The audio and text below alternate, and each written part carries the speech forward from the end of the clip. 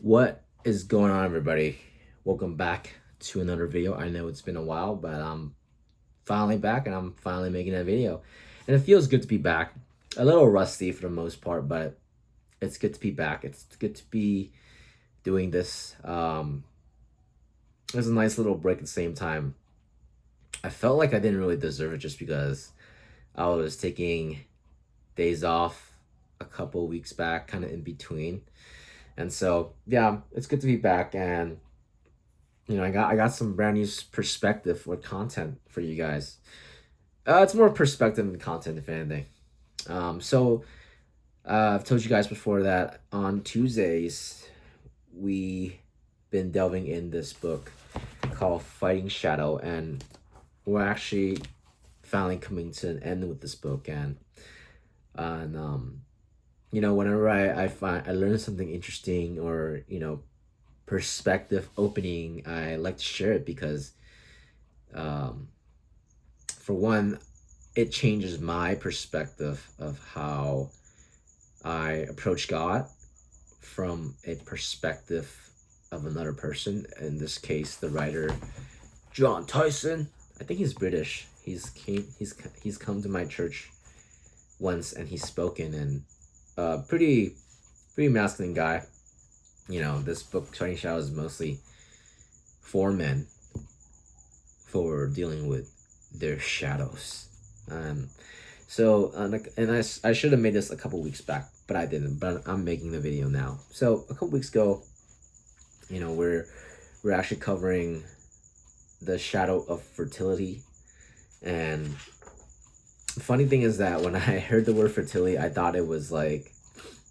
um, I thought it was like not being able to like have babies, but it's like um fertility as in like meaninglessness. And and I was corrected in the group chat, and I don't know, I don't mind being corrected. I think it's fun because that's how we learn, right? We gotta have a good environment where people are allowed to say the wrong things and get corrected. And there's no ego for me about it, because that's my benefit. If I learn something from someone correcting me, that's a benefit for me that I get to take and tell you guys about it. So yeah. And so within this book, it talks a lot about God's calling, God's assignment, and some of the things spoken when we're dealing with the shadow. And so in the book, the author talks about God's will, right? The way he compared it was that God's will is more of a sandbox, right? More of a sandbox of an array of things that you can do in the sandbox, rather than an exact pinpoint of the job, the life that you are called to live exactly.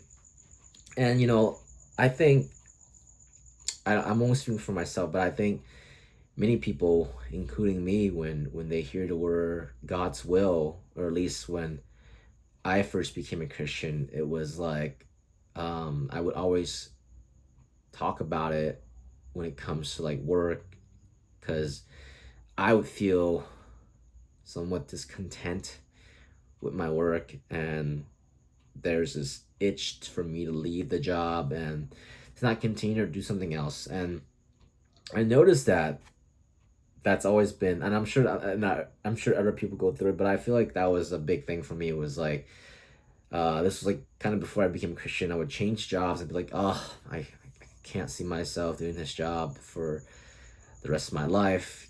It was, the pay was too low, or like just the work was not worth the squeeze, because it sucked. The pay sucked, and it was a rough work environment.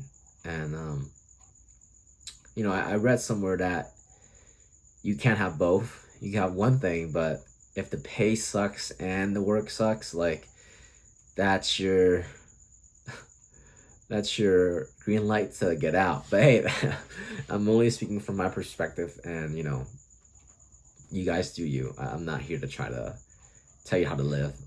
I just share how I navigate my life. And so, like I said, this book kind of talks about how God's will is more like a sandbox, and how he leaves us a lot of things in the sandbox, right? Because we know that when we're in a sandbox, there's not just one thing you do in the sandbox, right? In the sandbox, you get do the swings. If they have a swing, go through the little human trenches. I guess that's what they call it. The little slides and etc. Um, and the example he kind of recalls was Genesis, how when God made Adam and Eve, right, his call for us, or his will for us at that time, was for us to rule over the animals, the man, land, water, sky, fish, birds, sun, moon, stars, all the livestock, all the plants. And at the same time, he, within his will, when we're created in Genesis, he also tells us not to eat from the fruits of good and evil, and only eat from the tree of life. I'm kind of referencing from memory, and I've written some stuff down on my notes on my computer, but I just finished reading Genesis 1 to 3, so it's still somewhat fresh in my mind. And for those of you who don't know, I'm reading the Bible in the chronological order of the events that happen. So in a way, to try to make sense in my mind how to navigate, because I like to get a good idea of context whenever I read heavy, in-depth material. And so, like I said, God assigns us within the sandbox, when he created Adam and Eve, a lot of things that we are doing, right? To work, to rule over the seed, livestock, to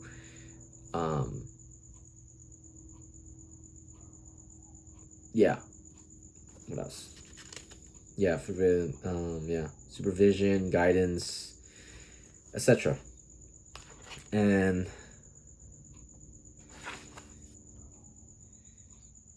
oh man,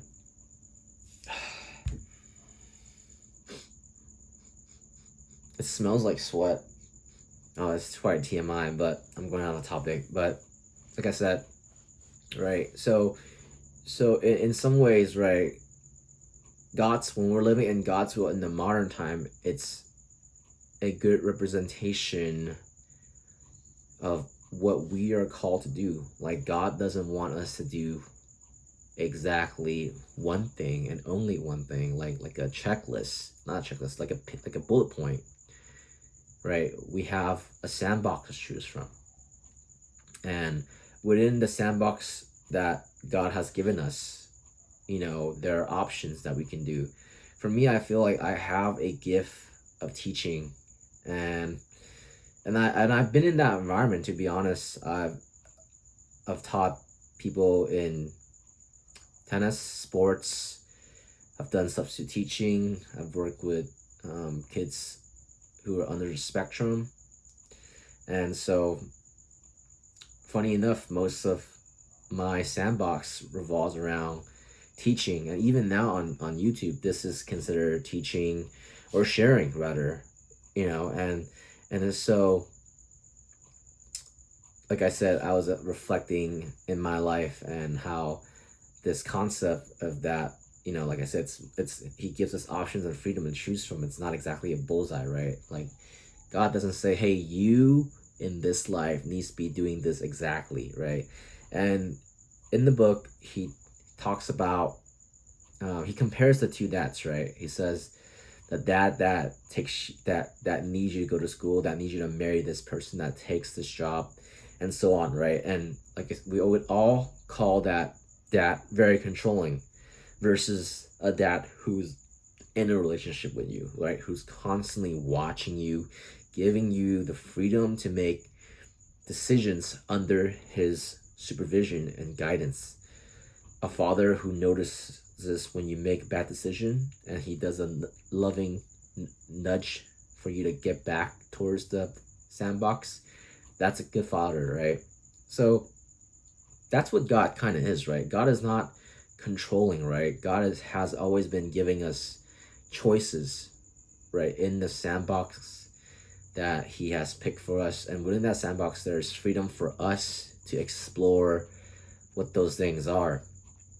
And I think that when I read that, I felt like a sign of relief, because when you can cross-referencing some of these examples to how God created Adam and Eve in the beginning, right? It's very similar how he gave Adam and Eve those options, right? Those things to do, which is rule over land, sea, moon, sun, air. Don't quote me wrong.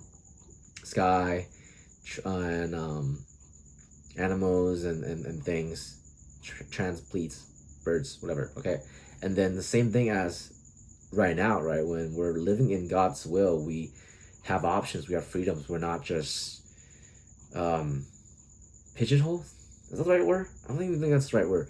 We're not like locked down into one singular thing. Yeah, I thought that was very interesting when I read that, and yeah, it made me see work with a lot more freedom, and decisions a lot easier. I feel like, and I'm sure some people go through this, but I think we're always questioning. Before, it was like, am I living in God's will? Am I doing the things that he's doing? Like, is this job like part of God's will? Should I do that? Should I try that?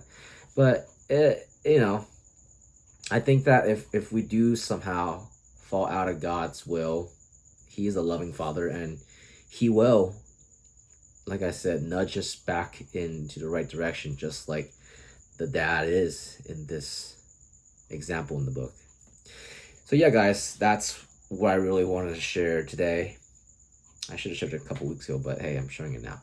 So yeah, guys, I hope this makes sense. I know I'm kind of everywhere in the place, and forgive me if things don't make too many sense. Feel free to ask questions down below if you need clarification.